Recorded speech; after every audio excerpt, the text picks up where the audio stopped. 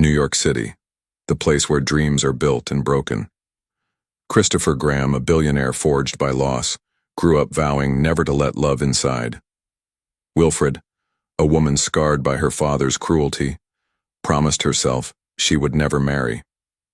Two hearts, both guarded and wary, carried their pain like armor. But fate had other plans. A chance meeting at a gala brings them together, and what begins as an experiment in companionship slowly transforms into something neither thought possible.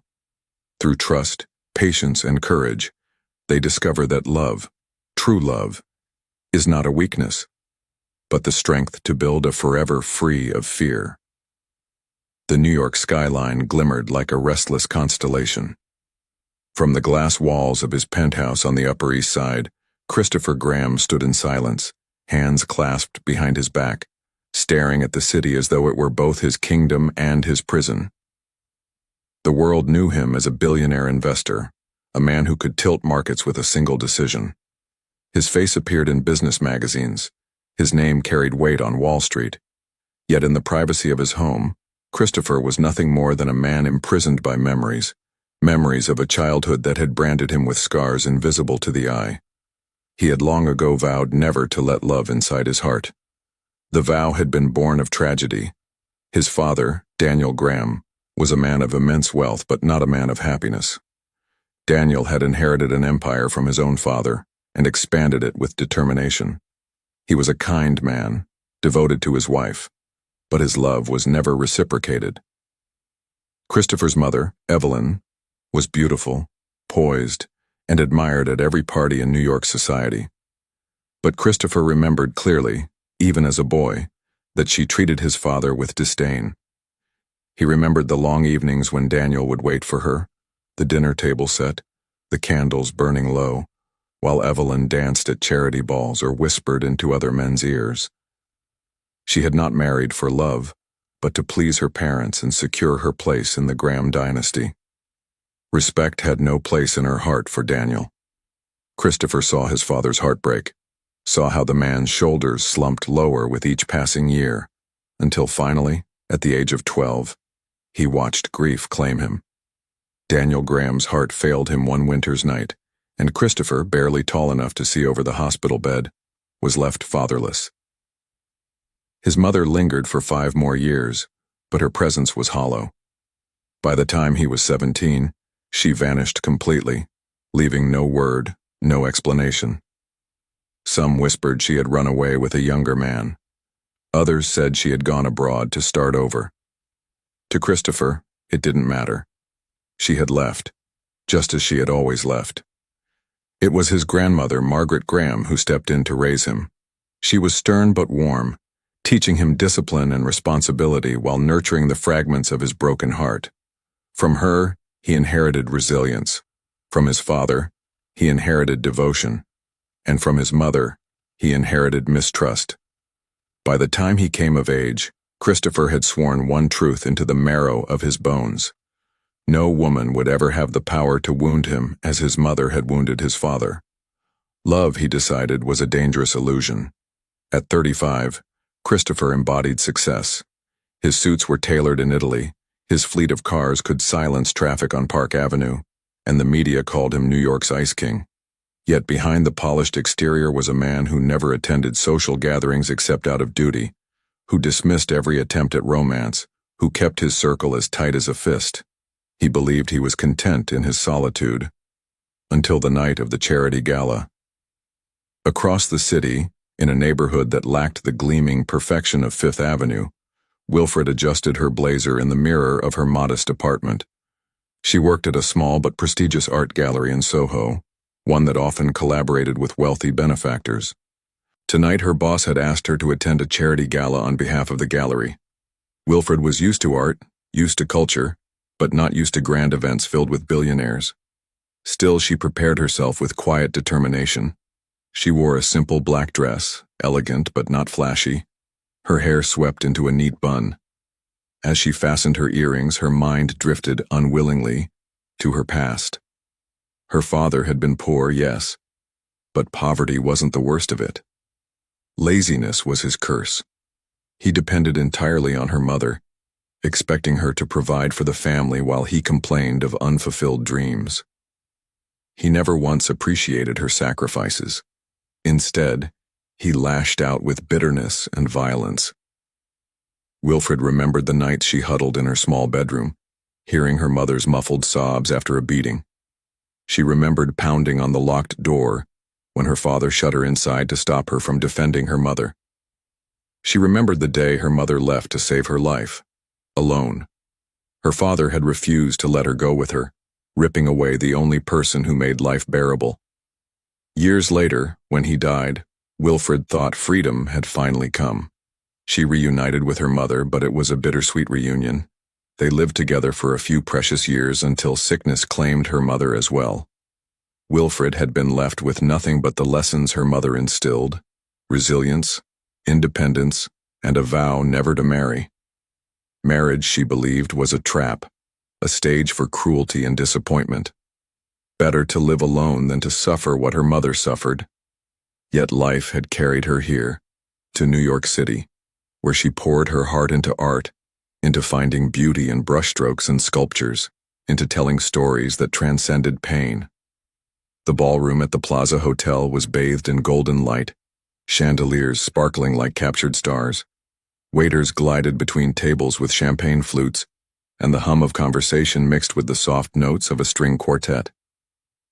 Christopher arrived in a tailored navy suit, expression unreadable, nodding politely at acquaintances who rushed to greet him. He was here for appearances, nothing more. His company had donated generously to the charity, and the press expected his presence. He disliked these events. They reeked of insincerity. Wilfred entered a little later, her eyes wide at the grandeur, but she carried herself with quiet dignity. She was here as a representative of the art gallery that had contributed works for the auction. She expected nothing more than to sit quietly, observe, and return home. Fate, however, had other plans. At dinner, Christopher found himself seated beside her. Their names had been placed on little gold cards, side by side. He noticed her first, the way she didn't fawn over him like others often did. She looked at the art centerpiece on the table, not at him. When she did glance his way, her gaze was calm, measured, uninterested in his wealth. "You work with the gallery, yes?" he asked after a few minutes of silence, his voice deep, steady. She turned, surprised. "Yes. I help curate exhibits. And what brings you here tonight?" "The gallery donated pieces for the auction. My director couldn't attend, so I came in her place." She smiled politely. "And you, Mr. Graham?"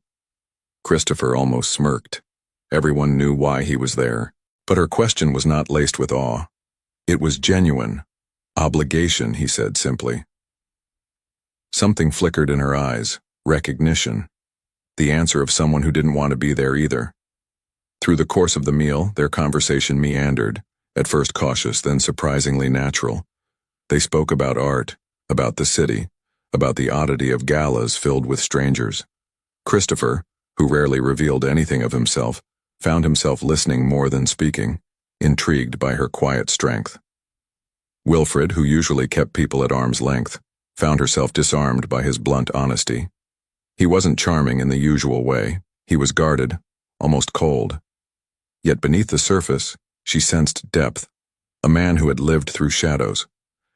By the end of the evening, when she rose to leave, he surprised himself by asking, "May I call you?" She hesitated, then nodded. Yes. That night, as Wilfred walked through the streets of Soho, the city lights reflecting on the wet pavement, she felt unsettled. She had always been firm about her vow, about keeping her heart closed. Yet something about him lingered in her thoughts. Not his wealth, not his status, but his silence, his eyes that seemed to hold storms. Across the city, in his penthouse, Christopher loosened his tie and sat in the dark, his mind replaying her smile, her voice, the way she looked at him without pretense. For years he had kept his distance, convinced love was weakness. Yet tonight, for the first time, he wondered if he had met someone who understood the walls he had built. Both went to bed with the same thought echoing quietly inside them. Why can't I stop thinking about this stranger? Snow fell softly on the streets of New York, dusting the sidewalks with fragile white. Winter had settled in, the city glittering with holiday lights, yet Christopher Graham felt none of the season's warmth. For weeks after the gala, his thoughts had circled around one person, Wilfred. They had met a few times since, coffee in Central Park, quiet walks near the Met, a visit to the art gallery where she worked. Each meeting stretched longer than they intended, the conversations growing deeper, heavier. He wasn't used to this, opening up, listening, feeling, and yet he found himself craving her presence. Wilfred was no different. She had built a life around walls, but when she sat with Christopher, her guard weakened. His honesty mirrored her own scars. His silence wasn't emptiness. It was survival. One crisp evening, after an hour of circling their painful histories, they found themselves seated across from each other at a small diner tucked away in the village. A single candle flickered between them. "You've never been in love?" Wilfred asked, her hands wrapped around a mug of tea. Christopher shook his head. "I've seen what love does. I saw it kill my father. I promised myself I'd never give anyone that kind of power." Her lips pressed together. "I made the same vow. My father destroyed my mother's spirit. He made marriage look like a cage." They sat in silence for a while, the weight of two broken childhoods hanging in the air. Finally, Christopher leaned forward, his gaze intense. "But we keep meeting. We keep talking. Something keeps pulling us back." Wilfred gave a small, nervous laugh. "And that terrifies me." He surprised her with a faint smile. "Me too." It was then that Wilfred said something she hadn't planned. Maybe we could test this. Not as lovers, not with expectations, just as two people sharing space." Christopher raised an eyebrow. "What do you mean?" "Live together," she said slowly, as though hearing herself for the first time. "For 2 months. No intimacy. Just see if we can exist without hurting each other." For a man like Christopher, used to control, to logic, the idea sounded absurd. And yet, in her eyes, he saw sincerity, a cautious heart searching for truth. 2 months, he repeated. She nodded. "At the end, we'll know whether this is possible, or if we should walk away for good." His chest tightened, but he found himself saying, "All right, 2 months." 2 days later, Wilfred stood at the glass doors of Christopher's penthouse. She carried only 2 suitcases, clothes, books, and a few framed photos of her mother. The doorman greeted her respectfully, but she still felt out of place as she stepped into the elevator, her reflection staring back at her nervously. The penthouse was everything she expected, spacious, minimalist, breathtaking views of Manhattan. But it felt cold, as though no one truly lived there. She noticed the sharp lines of the furniture, the absence of personal touches. "Make yourself at home," Christopher said almost awkwardly as he helped with her bags. "Do you ever?" she asked softly. He frowned. "Do I ever what? Make yourself at home?" He didn't answer. The first week was awkward. They moved around each other like strangers, polite but distant. Wilfred cooked simple meals in the sleek kitchen, surprising Christopher when she invited him to sit down instead of eating at his desk. He listened quietly as she described her latest gallery project. At night, she curled up with a book in the guest room while he worked late into the hours. The silence in the penthouse no longer felt heavy. It felt shared. Gradually, things began to change. One morning, Wilfred brought fresh flowers and placed them in a vase by the window. The penthouse suddenly looked less like a museum. Christopher walked past them, paused, and asked, "Why flowers?" "They make a place breathe," she said simply. Another evening, she found him in the library staring at shelves of unread books. "Do you actually read these?" she teased. He chuckled, surprising them both. "No. They came with the penthouse." She pulled out a volume of poetry and handed it to him. "Then start tonight." They began reading together, sometimes aloud, sometimes silently side by side.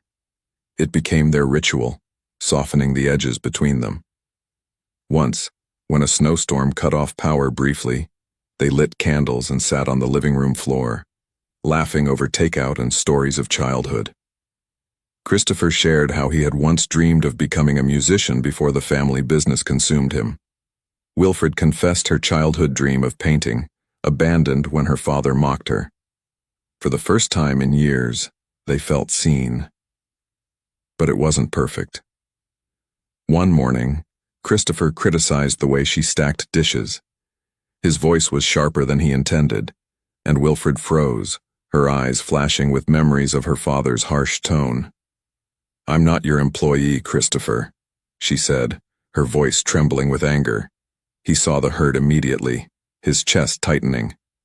"I didn't mean, I won't live like that," she cut him off. For hours, silence hung between them. That night, Christopher knocked gently on her door. "I'm sorry," he said. "I spoke like my father did when he was angry. I hated it then, and I hate it now. You didn't deserve that." Wilfred opened the door, eyes softening. "I know we're both carrying our pasts, but if this is going to work, even just as an experiment, we have to promise never to repeat what we escaped." He nodded firmly, agreed. It was the first test, and they had passed. By the end of 2 months, something unexpected had happened. Comfort. They moved with ease through the penthouse, shared meals without awkwardness, laughed freely. They argued occasionally, but never with cruelty. Christopher found himself listening to her ideas about art, and even funded a small exhibit she curated. Wilfred found herself asking about his business strategies, fascinated by the way his mind worked. On the final evening of their 2-month agreement, they sat on the balcony overlooking the city lights. "Well," Wilfred said softly, "this is where we're supposed to part ways." Christopher's jaw tightened. "Do you want to?" She looked out at the skyline, heart pounding. "No." Relief washed over him. "Neither do I." They agreed to extend the arrangement. 6 more months. This time they didn't call it an experiment. It was simply living together. The next months deepened their bond. Wilfred introduced warmth into his cold world, cooking her mother's recipes, bringing art into the penthouse, filling it with life. Christopher, in turn, gave her stability, a sense of safety she had never known. They began holding hands without thinking, lingering in each other's presence. Christopher found himself waiting for her smile after long meetings. Wilfred discovered she looked forward to his quiet goodnight outside her door. They attended an art gala together, this time side by side. Whispers followed them, New York's Ice King with a mysterious woman, but Christopher ignored them all. He kept his attention on her. On weekends they strolled through Central Park, their conversations meandering from childhood dreams to fears of the future. Trust grew, slowly but undeniably. 6 months later, on a warm summer night, Christopher led Wilfred to the rooftop of the penthouse. The city stretched before them, a sea of lights. A table had been set, candles, flowers, her favorite dishes. Wilfred stared in surprise. "What is this?" Christopher stood before her, his usual confidence edged with vulnerability. 6 months ago, I agreed to an experiment. I thought it would end with distance. Instead, it gave me something I didn't think possible. He took her hands. "I know love terrified me. I know marriage terrified you. But being with you doesn't feel like a trap. It feels like freedom. And I don't want to live without it." He pulled a small velvet box from his pocket and opened it. Inside was a simple, elegant ring. "Wilfred, will you marry me?" Her breath caught. She looked at him, at the city glowing behind him, at the sincerity in his eyes. Fear rose in her chest, fear of history repeating itself. But stronger than fear was hope. Tears filled her eyes as she whispered, "Yes." The spring air in New York carried a new softness, the city alive with blossoms in Central Park and sunlight spilling across the Hudson. For Christopher and Wilfred, Life had entered a rhythm neither of them had expected but both deeply cherished. Their wedding had been small, intimate, no paparazzi, no extravagant headlines, just close friends, Christopher's grandmother, and a few of Wilfred's colleagues from the art gallery. They exchanged vows in a quiet garden tucked behind St. Patrick's Cathedral, the sounds of the city muffled by walls of ivy and roses. For Christopher, it wasn't about spectacle, it was about finally finding someone who saw him beyond wealth. For Wilfred, it wasn't about tradition, it was about trusting her heart with someone who would never crush it. As they slipped rings onto each other's fingers, Christopher whispered, "This isn't the end of our experiment, Wilfred. It's the beginning of forever." And she smiled, eyes brimming with tears. "Then let's make it a forever worth keeping." The first year of marriage was not without its challenges. Christopher, used to solitude and control, had to learn the art of partnership. Wilfred, accustomed to independence, had to learn to lean on someone without fear. They began with simple promises. No shouting, no silent treatments, no running from conflict. When disagreements arose, over schedules, over household decisions, over moments of insecurity, they sat down and talked. Sometimes it took hours, sometimes tears spilled, but always, they reached each other. Christopher would often come home late from his office near Wall Street to find Wilfred waiting with dinner. She teased him for his obsession with precision, and he teased her for always rearranging his minimalist decor with flowers and art pieces. Yet in these small things, they found joy. On weekends they traveled Paris, Venice, Santorini, Christopher showing her the world he had long experienced alone. But this time, he experienced it differently, through her awe, her laughter, her wonder. She filled his once empty photographs with color, and in return he gave her something she had never known: safety. When nightmares of her father's voice woke her, Christopher would hold her until dawn, whispering that she was free now, that she would never face that kind of cruelty again. Still, the past lingered like a ghost. Sometimes Christopher would wake in a cold sweat, visions of his mother leaving replaying in his mind.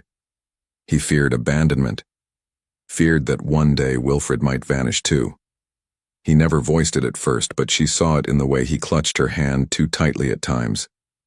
"Christopher," she said one night, brushing her fingers through his hair as he lay beside her, tense. "I'm not her. I won't leave." He met her gaze, vulnerable in a way few ever saw. "How can you be sure?" "Because I already stayed through your silence, your walls, your fears. If I wanted to leave, I would have left long ago." Her words rooted deep inside him, slowly unraveling the old wound. Wilfred, too, had her moments of doubt. Once, after a heated argument over his long work hours, Christopher raised his voice without realizing. She froze, eyes wide, the memory of her father's anger flashing through her. Christopher stopped immediately, his heart sinking. He took her trembling hands. "I'll never be him," he whispered. "Never." She nodded, tears slipping down her cheeks. "I know. But sometimes the echoes feel real."